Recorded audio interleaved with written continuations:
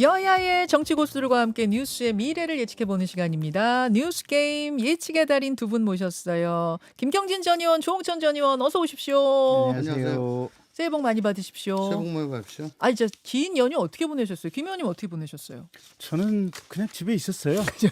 유튜브 보고 유튜브 보고 공부하고. 유튜브도 골고루 보시죠 이렇게? 저는 요새 저기 인공지능 하고요. 그다음에 경제하고 딱 두 가지만 봐요. 김경진 의원님 AI 관련된 책도 내셨어요. 그 사람들이 네.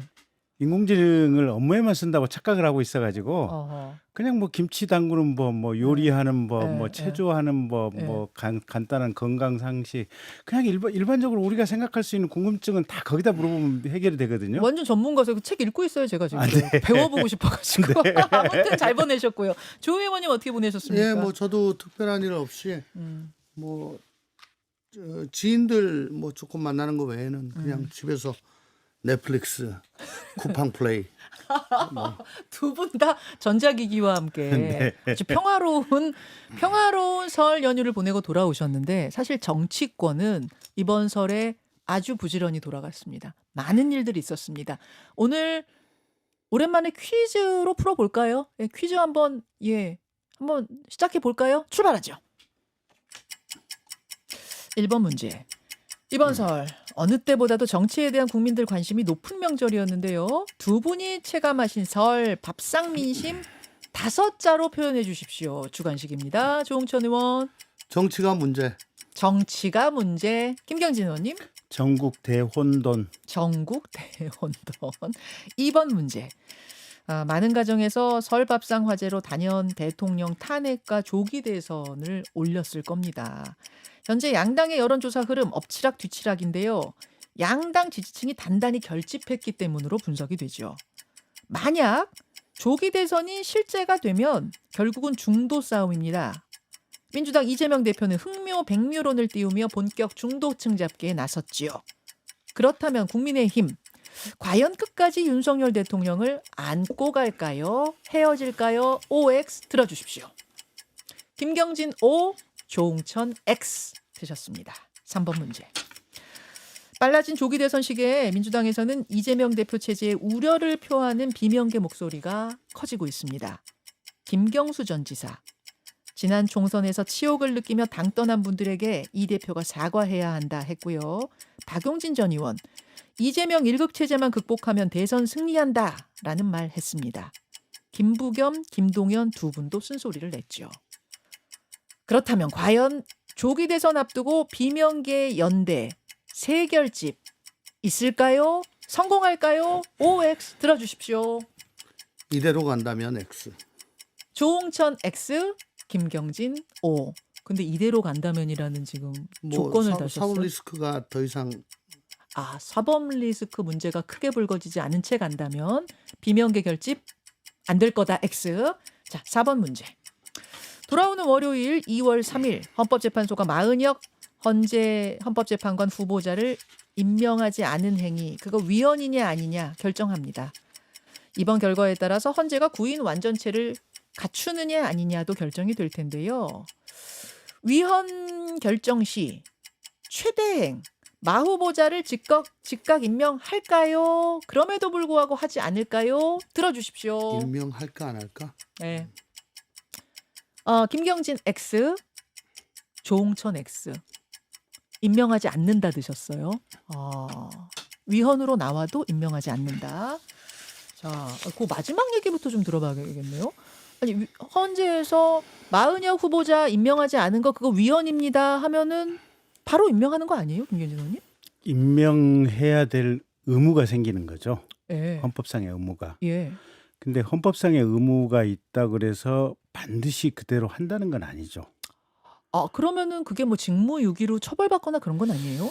그건 잘 모르겠어요. 방금 스튜디오 들어오기 전에 이제 PD님으로부터 질문을 받았는데 예. 그래서 법령 직무유기죄 조항을 검토했는데 잘 모르겠어요. 잘 모르겠는데 어쨌든 분명한 것은 직무유기죄 같은 경우는 검찰에서 기소하는 사례도 지극히 제한적이거니와 그나마 제한적으로 기소됐던 사건들도 기소되면 무죄율이 상당히 높은 게 직무유기예요. 어허. 그래서 아예 그냥 일을 안 하고 거의 뭐 예. 도망간 정도의 수준이 아니라면 예. 어떤 일을 하고 안 하는데 거기에 그만한 상당한 이유가 있다고 하는 어떤 명분이 있으면 대체로 직무유기죄는 성립 안 한다는 것이 지금까지 법원의 판례예요. 직무유기죄라는 게 굉장히 보수적으로 적용되는군요. 네, 그렇습니다. 어. 그래서 사실은 당연히 이제 헌재에서 하면 임명하라고 위헌이다라고 하면 임명을 해야 되죠. 근데 문제는 네.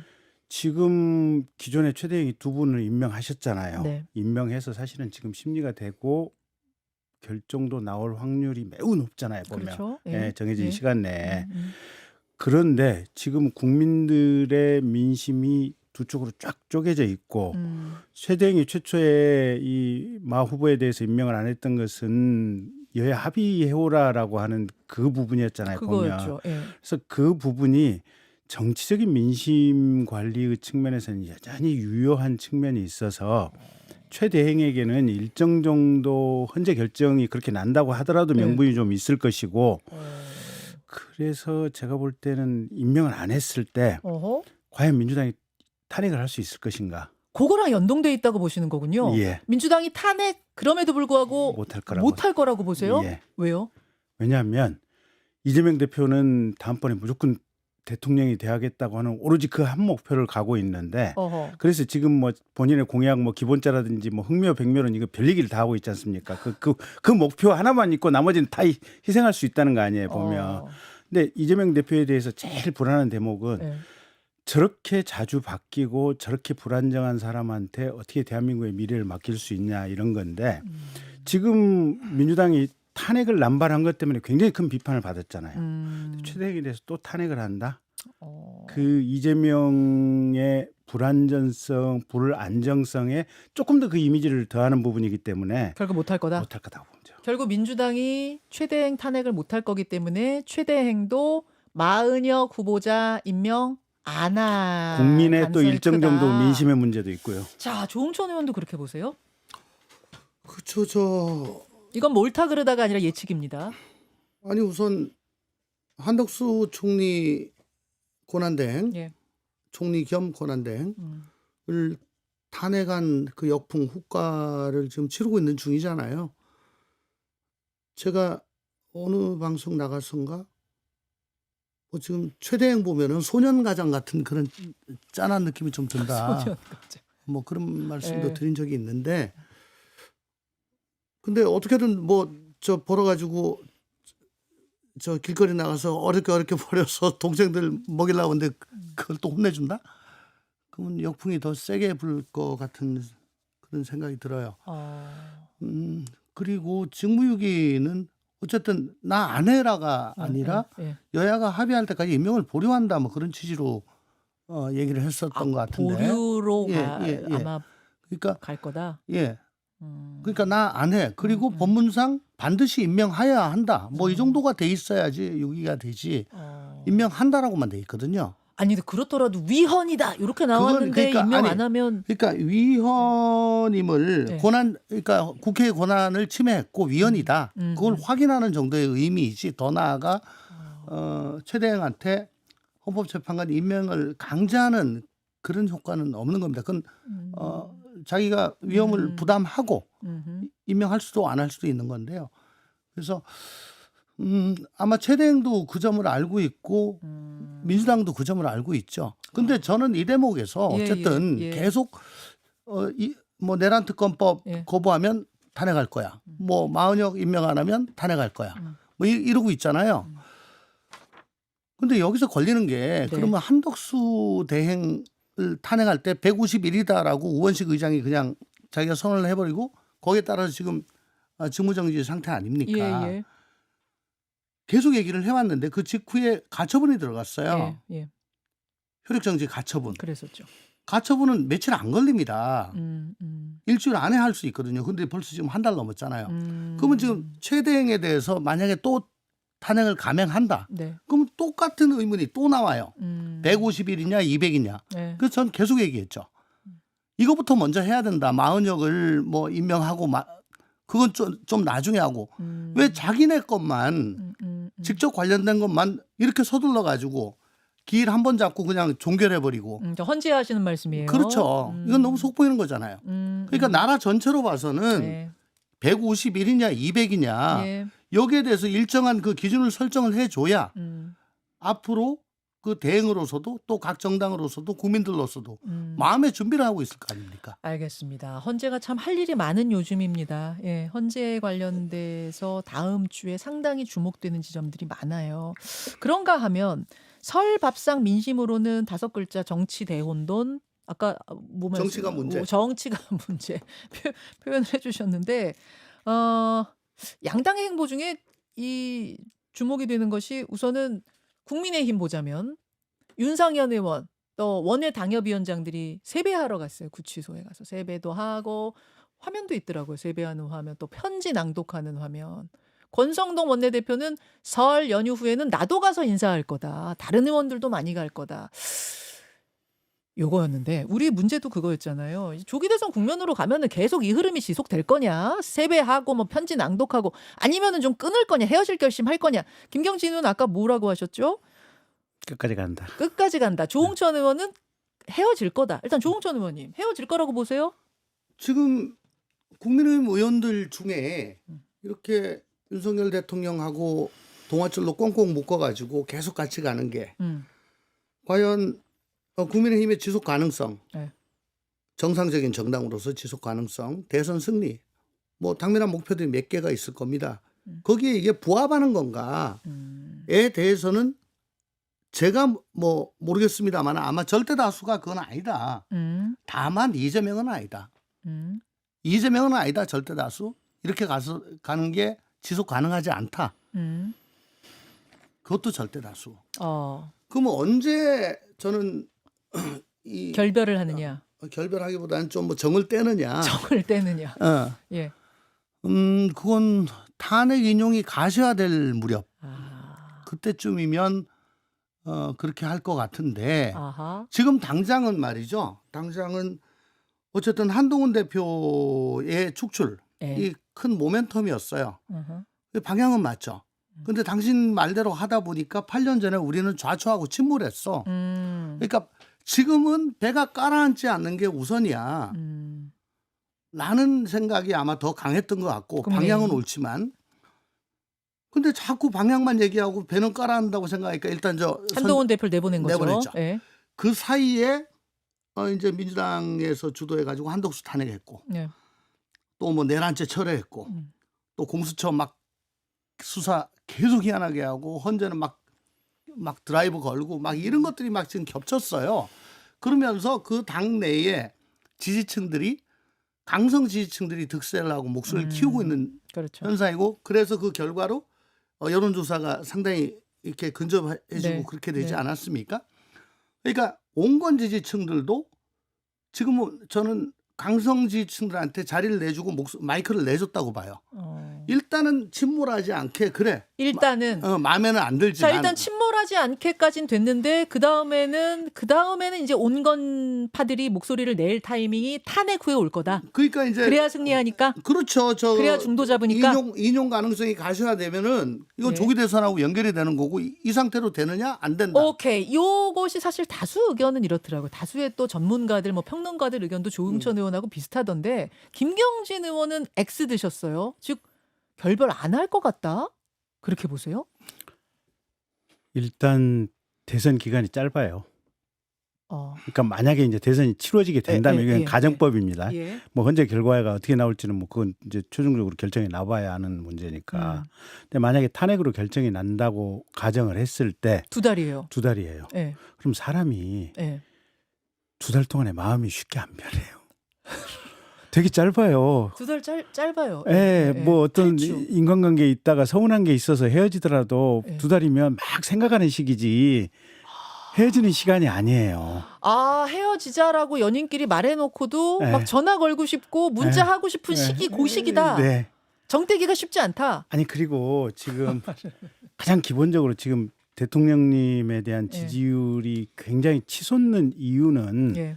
안쓰러움이에요. 지지자들의 안쓰러움. 심정적 심퍼시예요. 동전론. 예. 아니 자 어떤 사람은 예. 뭐 그렇게 음. 뭐 수천억에 달하는 어떤 부당이득을 취해가지고 누구한테 넘겨줬는데도 불구속이 됐는데 어. 어떤 사람은 돈을 먹은 것도 아니고 야당의 탄압 때문에 도저히 참을 수 없어서 그냥 이게 폭발해버린 뭐 이런 건데 이걸 가지고 단방에 구속까지 시키고 헌재는 헌재대로 때리고 있고 모든 사람은 다 비난하고 있고 이 사람이 파렴치범도 아닌 것 같고 좀 우직한 뭔가 자기 해보려고 했는데 안 되니까 그랬던 것 같고 이 사람이 그렇게 본질적인 범죄자도 아닌데 왜 이렇게 맞아야 되냐. 그게 통하고 있는 거예요? 그러니까 윤 대통령이 가령 현직 네, 대통령 시절에 예. 그때는 특별히 잘못한 게 없어도 음. 들어오면서 이렇게 음. 정말 이렇게 당당한 보보와 포부로 들어온 것만 가지고도 거부감이 음. 상당히 있었거든요. 그걸 음흠. 지켜보는. 근데 지금은 음. 아니 그 사람이 도대체 뭘 본질적으로 잘못했냐 이런 생각들이 있는 거예요. 그러면서 안쓰러운 거예요 보면. 어. 그래서 네. 이 마음속에 심정적 안쓰러움이라고 하는 것은 예. 상당 시간 갈 것 같아요. 아이 그래도 지금은 뭐 안쓰러움이 지지자들 사이에 있다고 하더라도 탄핵 이후에는 대선 국면이고 그럼 대선 승리하기 위해서 우리가 일단은 정을 떼야 돼. 방향 그러니까 바꿔 이렇게 되지 않겠어요? 중도층의 민심을 얻어야 되는데 네. 지금 현재의 어떤 과격 한쪽에 몰려 있는 사람들의 주장이라든지 예. 좀 과분한 어떤 뭐 어떤 선거 부정이 있었다는 이런 예. 내용들이 예. 과연 아. 이게 쉽게 사그러지지 않고 않을 또 만큼 큰 흐름이다. 또 한 가지는 어. 이게 선거 때든 어쨌든 항상 핵심 코어 지지층이 옳건 그르건 간에 예, 예. 거기서부터 동력이 출발이 되거든요. 거기서부터 이제 뭐 스피커 역할도 하고 네. 막 여론도 퍼나르고. 근데 가장 중요한 것은 1차적으로 지금 당내 경선인데 예. 당내 경선은 음. 내부에 뜨거운 지지자들의 이게 없으면 당내 경선을 통과할 방법이 없어요. 저 무슨 말씀이신지 알겠어요. 그 대선 기간이 막 6개월 이렇게 길어지면 중간에 흐름도 몇 번 바뀌고 막 이러는데 이번은 2달이다. 네. 정을 그렇게 빨리 뜨기가 그리고 쉽지 않을 거다. 기껏 해봐야 당내 경선 1개월 하고 마지막 예. 본선거 예. 1개월일 예. 텐데 예. 당내 경선 1개월 동안은 예. 뜨겁게 윤석열을 애모하는 기간으로 가야만 당내 경선을 통과할 수 있는 거예요. 그러면 망해요. 쉽지 않아요. 그러면 김문수 후보가 1등할 수도 있다는 얘기네요. 그럴 이 수도 이름이면? 있어요. 그럴 수도 있어요. 네. 그럼 아니, 뭐- 민주당은 땡큐라고 하겠네요. 뭐 무조건 땡겨죠. 뭐. 아니 벌써 민주당 의원들 사이에 그런 말이 난 민상 나오는 아닌데 그 모르겠어요. 난 뭐 국민의힘이 망하든 말든 난 뭐 상관은 없는데 그래서 계속 그렇게 뭐 가시든가 말든가. 근데요, 네. 제가 아까 저 가시화된다, 탄핵 인용이 가시화된다라고 말씀드린 게 네. 딱 선고됐을 때가 아니고 이제 예를 들어 변론 종결이라든가 예. 뭐 증인이 나와가지고 뭐 결정적인 증언을 해가지고 아유 이건 더 이상 볼 것도 없네. 뭐 그 정도 되면은 그게 탄핵 선고하고 한 달 정도쯤 차이가 날 겁니다. 그러니까 석 달이죠. 네. 석 달이면은 선거 기간 중에는 3년 이상입니다. 석 예. 달이면 3년이에요. 예, 그러니까 뭐 그래가지고 망하든 말든 난 상관은 없으나 그렇게 되지는 않을 겁니다. 흐름 바뀔 거라고 보시는 거예요. 예. 자, 민주당 입장에서는 아마 김문수 후보가 최종 후보로 나오면 땡큐일 거다라는 얘기가 나온다면 국민의힘 입장에선 누가 나오면 땡큐예요? 지금으로서는 제일 좋은 후보는 이재명 후보. 이재명 대표예요. 네. 그럼 민주당 얘기로 넘어가 보겠습니다. 네. 민주당에서도 이재명 대표를 향한 비명계의 어떤 비판, 공격의 목소리가 조금씩 커지고 있어요. 김경수 전 지사의 그제 SNS 한번 보겠습니다. 김경수 전 지사가 SNS를 올렸는데 뭐라고 했냐면은 SNS 좀 한번 보여주세요. 2022년 대선 이후 치러진 지방선거와 총선 과정에서 치욕스러워하며 당에서 멀어지거나 떠나신 분들이 많습니다. 함께할 최소한의 조건만 갖춰지면 언제든지 힘을 모아주실 분들입니다. 진심으로 사과하고 기꺼이 돌아오실 수 있도록 해야 한다. 사과하고 그분들을 포용해야 한다라는 메시지를 냈어요. 네. 그리고 어제 이재명 대표가 문재인 대통령을 찾아갔는데 그 자리에서 문재인 대통령도 포용에 대한 메시지를 냈습니다. 문재인 대통령 뭐라고 했냐면 지난 총선 거치며 일부가 당을 떠나갔습니다. 이 대표에게 거리 두는 분들이 있습니다. 그분들을 포용해야 합니다. 거의 비슷한 메시지를. 네. 비슷하다고 봐야 되는 거죠, 김 그렇죠. 의원님. 네. 이론상으로는 저희 얘기가 당연한 얘기죠. 당연한 얘기인데 이제 저 당연한 얘기 뒤에는 어떤 생각의 흐름이 이어져서 저 말씀까지 갔을까? 어떤 생각입니까? 뭐 가장 순수하게 생각을 한다면 민주당의 역량을 극대화하자 뭐 이렇게 단순하게 생각할 수도 있지만 조금 이제 약간 사실 색깔을 넣어서 본다면 어쨌든 이낙연 대표라든지 또는 밖으로 탈당했던 분들 다 해서 그분들은 사실은 반 이재명 인사들이잖아요, 보면. 반 이재명 인사들을 민주당에 복당시켜서 민주당 내에서 그래도 형식적으로나마 있을 민주당의 대선 후보 당내 경선 과정에서 반 이재명 세력을 극대화시킬 수 있는 전기나 계기가 저게 되는 거죠. 아, 복당 요청인 거예요. 저게 포용이라는 것이? 저렇게 들리잖아요, 보면. 사과해서 복당까지 시켜야 된다. 당연한 거죠. 자, 그럼 사과를 하면 복당시켜야죠. 그러면 여긴 조응천 의원한테 직접 질문을 드려야 될 부분이네요. 왜냐면 조응천 의원이야말로 저 과정에서 좀 떠난 분이시기 때문에 어떻게 생각하십니까? 그렇게 복당할 것 같으면 나오질 않았죠. 제가 탈당한 거는 그 중립적인 비대위를 만들자. 이 대표는 사퇴하고 그걸 계속 요구하다가 받아들여지지 않아서 그걸 명분으로 전 나온 거거든요. 예. 이재명 대표 중심으로 똘똘 뭉치고 개딸들이 옹이하고 유튜브가 쏴주고 하는 그 행태, 거기다가 그 유튜브나 개딸들 눈치 보느라고 의원들이 할 말 못하고 견눈질하면서 비루하게 따라가는 게 지금 더 심해졌어요. 그런 상황에서 복당해라? 그거 왜 나왔습니까? 그러면? 그러려면 왜 나왔냐? 아니 저는 패권과 홀리건에 가까운 팬덤 그리고 유튜버에 놀아나는 저런 그 정당이 싫어가지고 나온 거지. 뭐 특정인 때문에 뭐 정의 그러니까 거기서 내가 관심을 못 받아가지고 나왔다 뭐 그런 건 아니에요. 아니, 사과를 하고 김경수 전 지사 요청처럼 만약 이재명 대표가 사과를 하고 같이 합시다. 뭐 복당까지는 아니어도 포용의 아니 메시지를 말은 보낸다. 누가 못합니까? 행동을 해야죠. 그러니까 제가 그래도 지금 민주당 적을 가진 의원들 좀 만나보는데 네. 내가 밖에서 보기에 22대 민주당 그거 숨 쉴 수 있냐? 그거 어떻게 사냐? 라고 얘기할 때 답을 못해요. 그 스스로 어떠냐? 비로하지 않냐? 어허. 아니 뭐 나아지겠지 뭐 이 정도 얘기합니다. 그러면 저 비명계의 지금 이제 목소리, 일극체제 극복하자는 목소리가 더 이상 커질 것 같지 않다고 생각하세요? 저는 아까 X를 한 게 그럼에도 불구하고 네. 자, 20초 남았네요. 예, 네. 그럼에도 불구하고 그 강성지층 개딸과 그 친명 유튜버들은 건재해요. 그 사이에서 어떻게 새를 펼칠 수가 없습니다. 그렇기 비명계가. 때문에 사법 리스크가 현실화돼 가지고 이건 그렇죠. 도저히 안 되겠다라는 일이 일어나기 전에는 네. 친문들한테 혹은 비명들한테 기회가 주어지는 일은 극히 드물 것이다. 공간이 열리지 않을 것이다. 얘기 조금 더 해보죠. 뭐 저 설 끝나고 나오니까 할 얘기가 많네요. 본방송 마치고 유튜브로 5분만 더 가겠습니다. 고맙습니다, 두 분. 아까 김경진 전 의원님 말씀하신 것 중에 제가 좀 흥미롭게 들었던 건 네.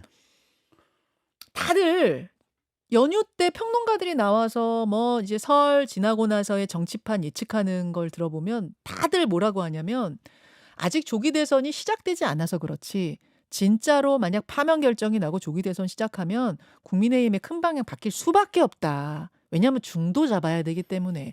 민주당도 벌써 지금 저 누굽니까 이재명 대표가 중도 실용주의로 방향 바꾸듯이 국민의힘도 방향 바꿀 거다. 그러면은 김문수 후보는 점차 이렇게 조금 지지도가 떨어질 수밖에 없다. 최종 후보는 그래서 김문수 후보가 아니다. 이런 얘기들을 막 하시는 걸 제가 들었거든요. 근데 김경진 의원의 전망은 좀 달랐다는 게 굉장히 특이했어요. 2달이라는 걸 생각해야 된다. 큰 물줄기가 이렇게 확 바뀔 수가 없다. 맞아요. 특히 당내 경선에서는. 네. 그러면은 김문수 후보의 1등 가능성을 몇 %나 보세요? 그러니까 이건 옳다 그르다가 아니라 예측입니다. 근데 그럼에도 불구하고 네. 저는 한 50%는 안 넘을 것 같아요. 40% 정도 1등 가능성이. 아니 큰 흐름 안 바뀐다 그러면은 김문수 후보가 지금 1등 할 가능성 50% 넘는 거 아니에요? 아니요. 근데 그럼에도 불구하고 예. 정치는 예. 일단 명분과 새 두 가지 조화예요. 맞죠. 근데 이제 저희 당내에서 보면 예. 옳건 그르건 간에 예. 그냥 큰 틀에 대한민국 전체가 아니고 이제 당내 기준으로 관점을 좁혀서 보면 예.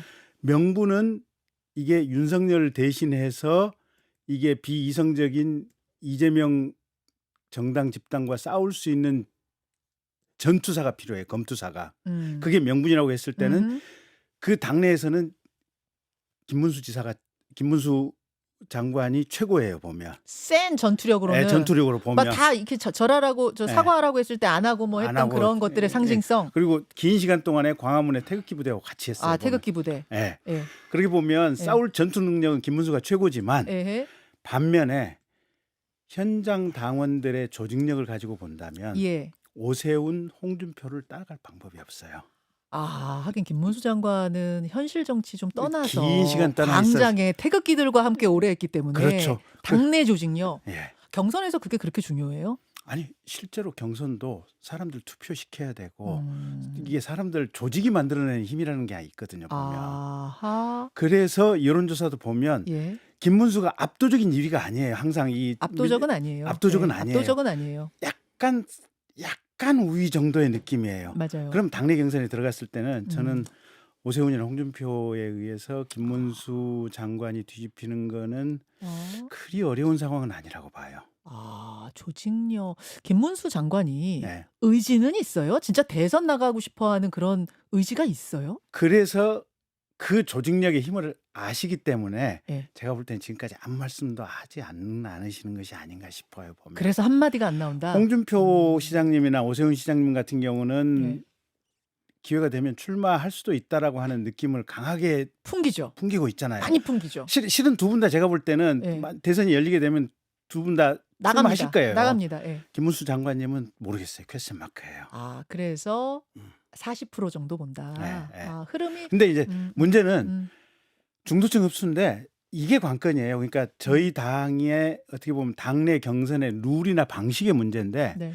정말로 가령 이준석 같은 의원들도 오픈을 해가지고 이게 또 전 국민 경선으로 간다.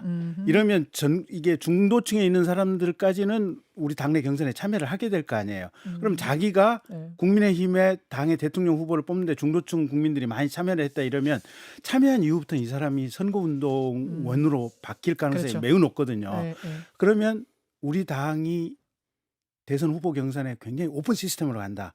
이러면 승리 가능성이 어느 정도 있어요 보면. 근데 지금처럼 가령 당원 80, 그다음에 밖에 20, 혹은 당원 100 이렇게 간다면 저희는 편치 않을 겁니다. 룰 세팅이 중요하다. 예. 그 말씀. 룰 세팅이 바뀌지 않더라도 김문수 후보는 조직력 면에서 조금 떨어진다. 그 명분 말씀. 명예에서 압도적인 승리가 아니기 때문에. 오케이. 나갔다 오시는 동안 국민의힘 얘기를 먼저 시작했거든요. 아, 저는 5분 있다가 방송하는 아, 그 말씀으로 이해하셨구나. 아, 저는 예. 5분을 더 한다는 얘기였는데. 잠깐. 그 얘기했으면 안 나갔죠. 아, 그러셨구나. 그러셨구나. 아니, 국민의힘 얘기 나온 김에 마저 좀 할게요, 그러면. 이 큰 흐름이 김경진 의원이 보시기에는 안 바뀔 거라는 거고 조홍천 의원은 바뀔 거다. 네. 바뀌고 나면 그럼 누가 유력해진다고 보세요? 아무래도 확장성 있는 쪽이 유력해지겠죠. 확장성 있는 쪽이 누구예요, 그러면? 누가 보이세요? 그러니까 이준석 30대에 이준석을 대표로 뽑을 만큼 그리고 대구에 가서 탄핵의 강을 얘기해도 네. 참고 들을 만큼 예. 그 굉장히 그 권력에 대한 생각이 많고 또 유연하신 분들입니다. 이쪽 지지층이. 지지자들이.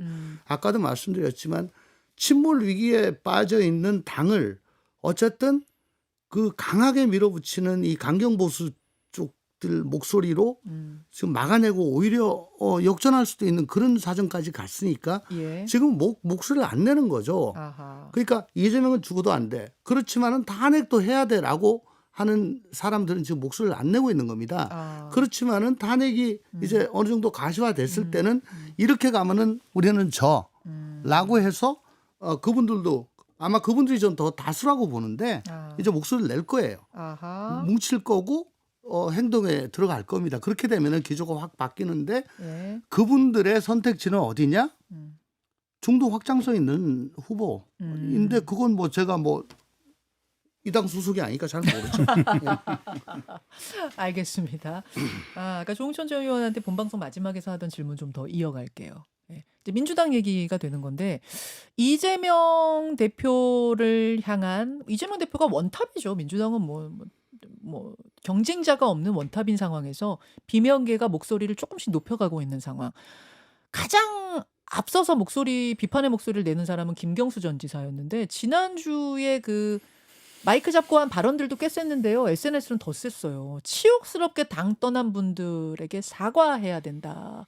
그래서 그분들이 언제든 힘 모아주실 분들, 그러니까 힘 모아주실 분들이란 얘기를 김경진 의원은 복당을 의미하는 거라고 해석하셨고 진심으로 사과하고 기꺼이 그분들이 돌아오실 수 있도록 해야 된다. 이렇게 썼습니다. 김경준 지사. 그리고 문재인 전 대통령이 바로 다음 날 조금 비슷한 톤의 말을 했어요. 거기에 대해서 이재명 대표가 공감한다 이렇게 답을 했다고 합니다.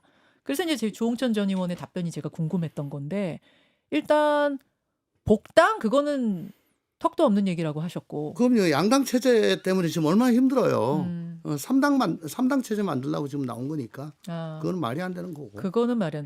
이재명 대표가 그러면 이제 사과라는 요구, 그러니까 김경진 전 지사가 한 그 요구에 답할 거라고 보시는가? 그 부분은 어떻게 보세요? 어저께 문 대통령 만나 뵙고 예. 나오는 길에 기자들이 이제 붙어가지고 백플 같은 걸 이렇게 마이크 댔잖아요. 예.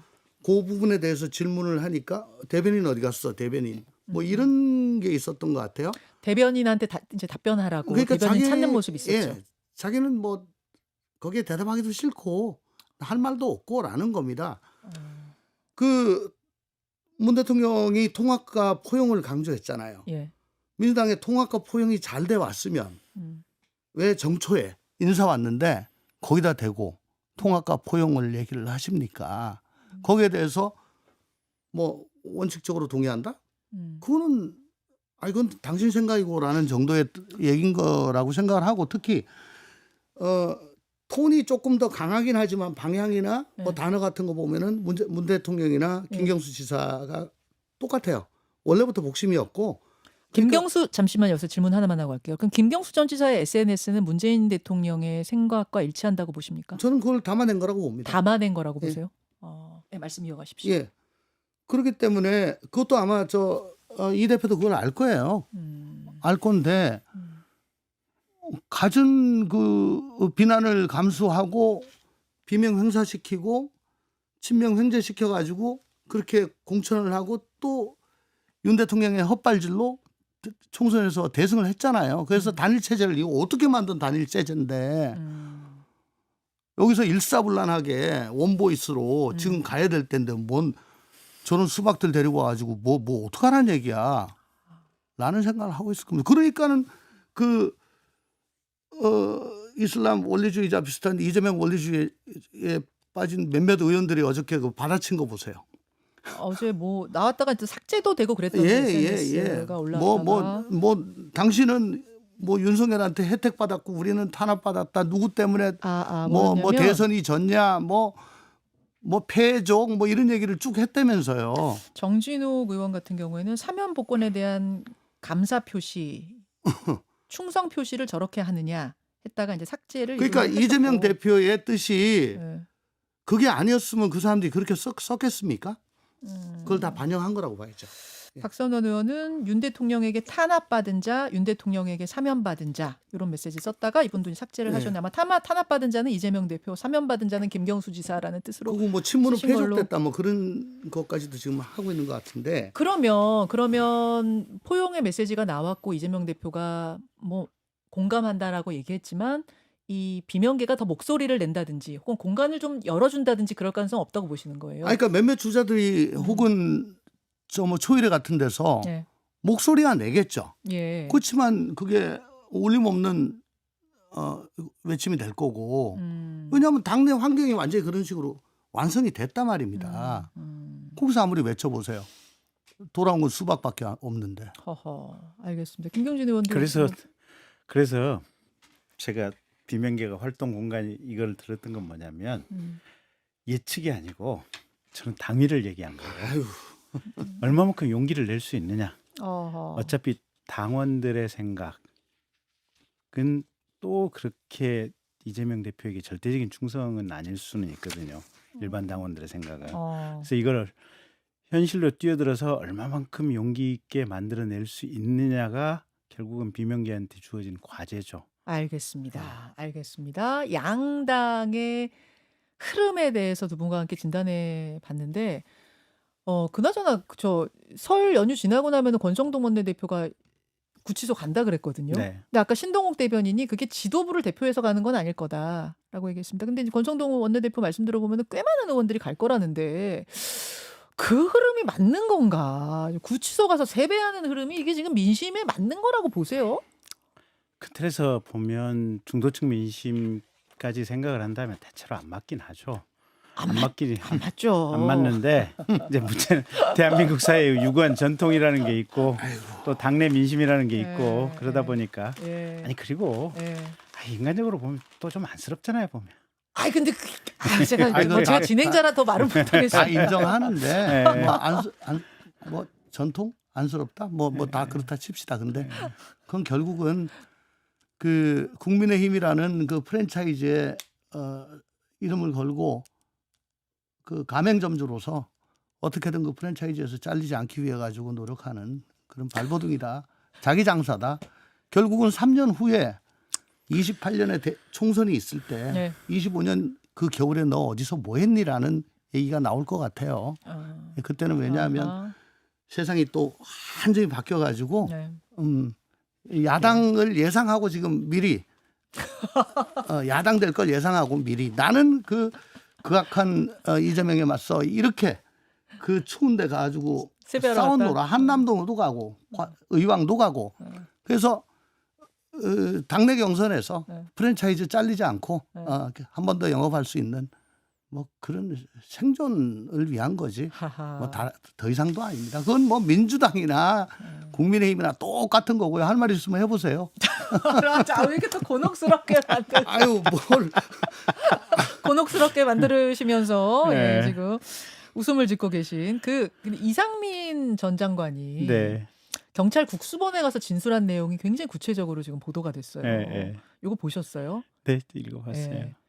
한국일보 단독 보도 제가 좀 긴데 이거 이 12월 3일의 상황이 영화로 만들어진다면 요 진술을 바탕으로 만들어지겠구나 싶을 정도로 구체적인 진술을 했어요. 영화 벌써 저 제작 기획 들어갔을 들어갔어요. 겁니다. 들어갔을 것 같아요. 제가 요것만 한번 소개하고 우리 인사 나눌게요. 이상민 전 장관이 국수본에 가서 뭐라고 했냐. 한국일보 보도입니다. 12월 3일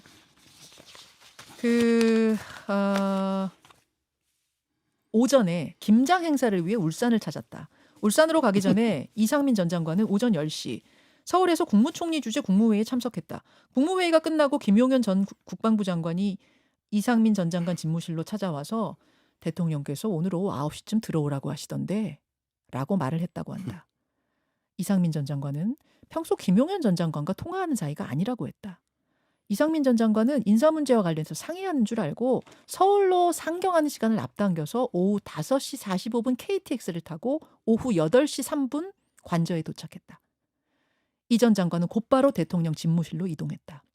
오후 8시 40분 집무실에는 들어서자 윤 대통령이 중앙에 서 있고 박성재 법무부 장관, 김용현 전 장관이 있었다고 한다. 윤 대통령은 이상민 장관이 도착하자 국무총리도 들어오라고 하지 이렇게 말했답니다. 한덕수 전 총리, 김영호 장관, 통일부 장관, 그리고 조태열 외교부 장관, 조태용 국가정보원장이 들어왔습니다. 그런데 집무실에 문건이 있었대요. 비상계엄. 이걸 본 외교부 조 장관이 윤 대통령을 향해 강하게 말렸답니다.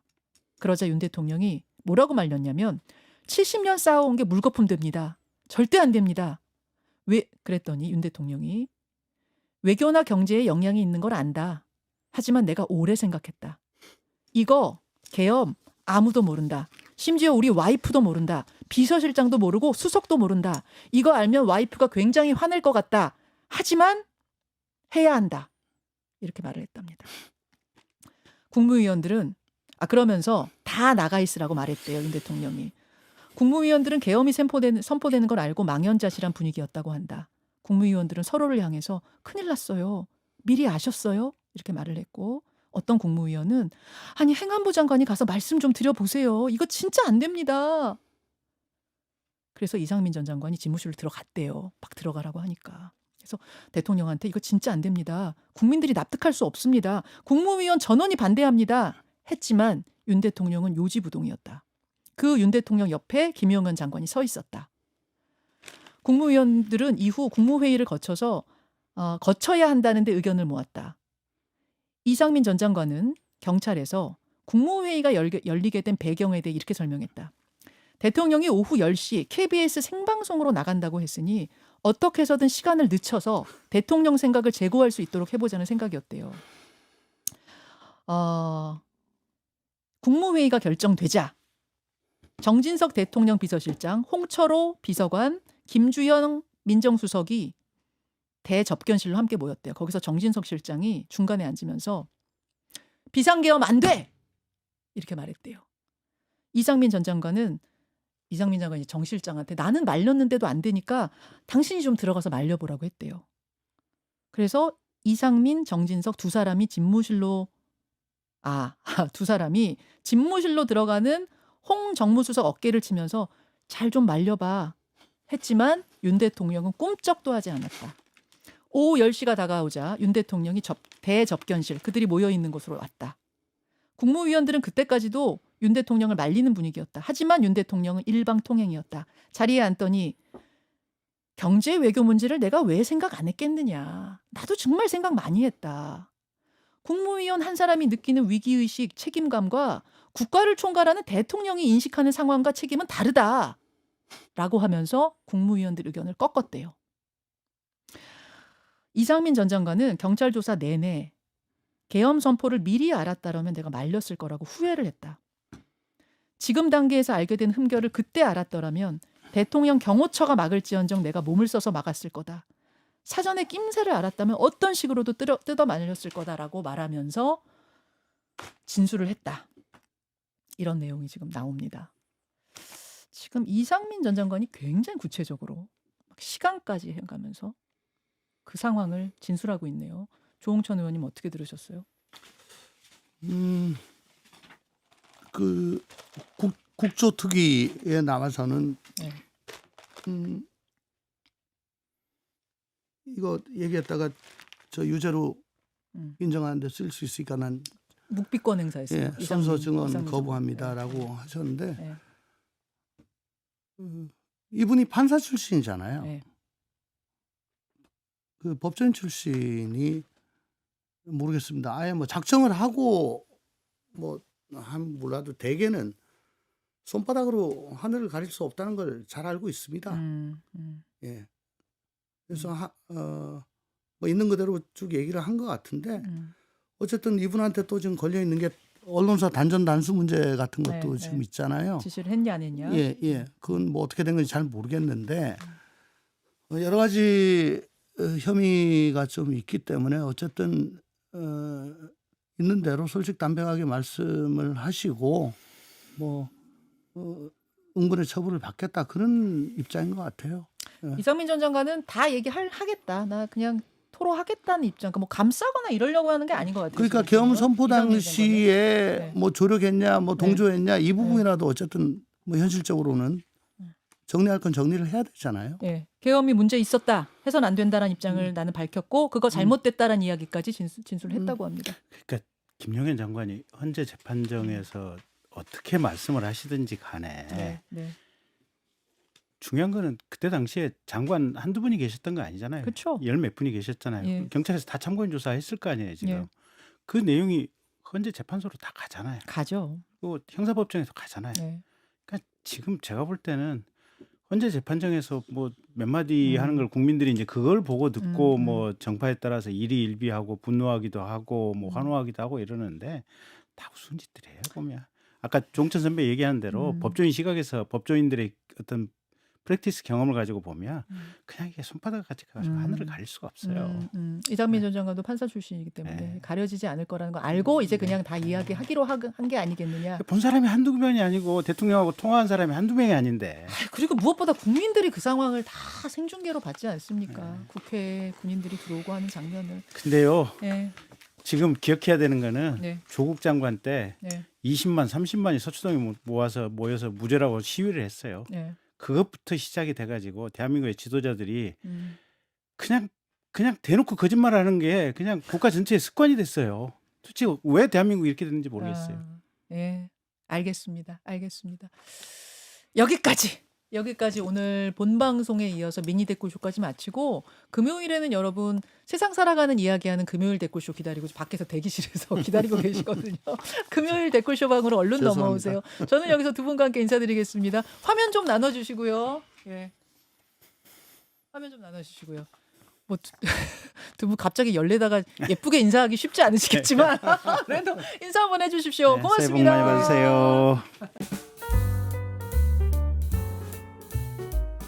김현정의 뉴스쇼는 시청자 여러분의 참여를 기다립니다. 구독과 좋아요, 댓글 잊지 않으셨죠?